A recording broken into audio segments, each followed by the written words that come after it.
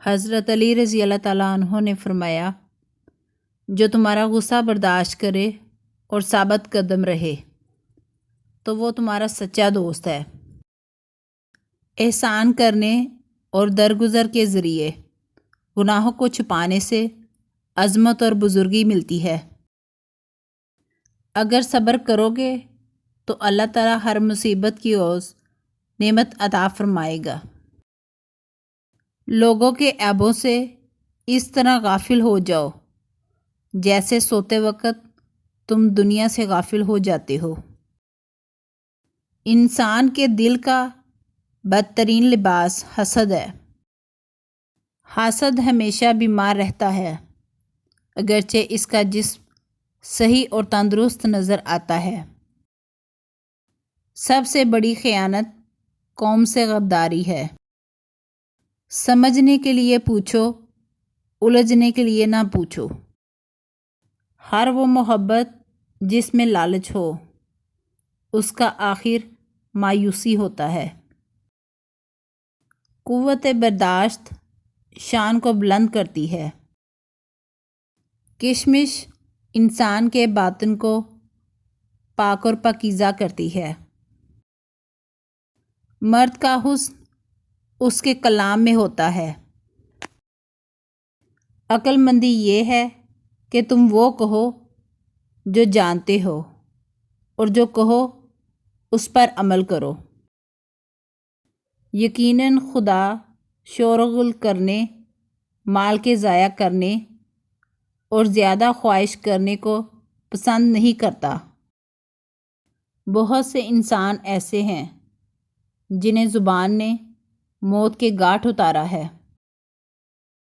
رشتہ داروں کی دشمنی بچھوؤں کے ڈنگ مارنے سے زیادہ اذیت ناک ہوتی ہے۔ سب سے زیادہ بیوقوف وہ ہے جو یہ خیال کرے کہ سب سے زیادہ ذہین وہ ہے۔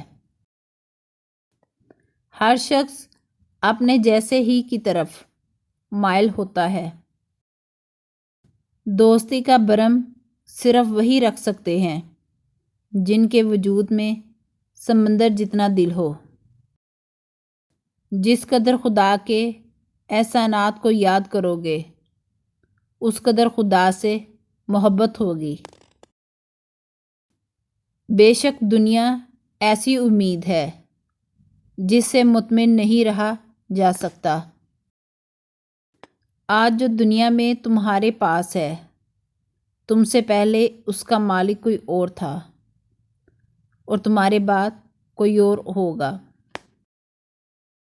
دنیا کو چھوڑو کہ دنیا کی محبت تو اندھا بہرا اور گونگا کر دیتی ہے۔ جس کے پاس سخاوت اور حیا نہیں ہے اس کی موت زندگی سے بہتر ہے۔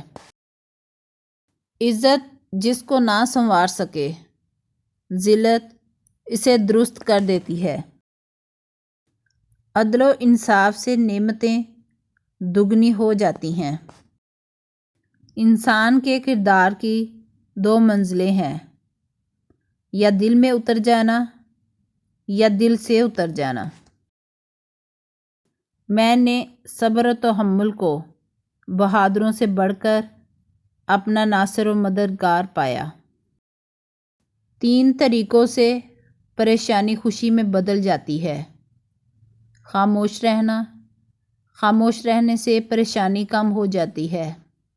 صبر کرنا، صبر کرنے سے ختم ہو جاتی ہے۔ شکر کرنا، شکر کرنے سے خوشی میں بدل جاتی ہے۔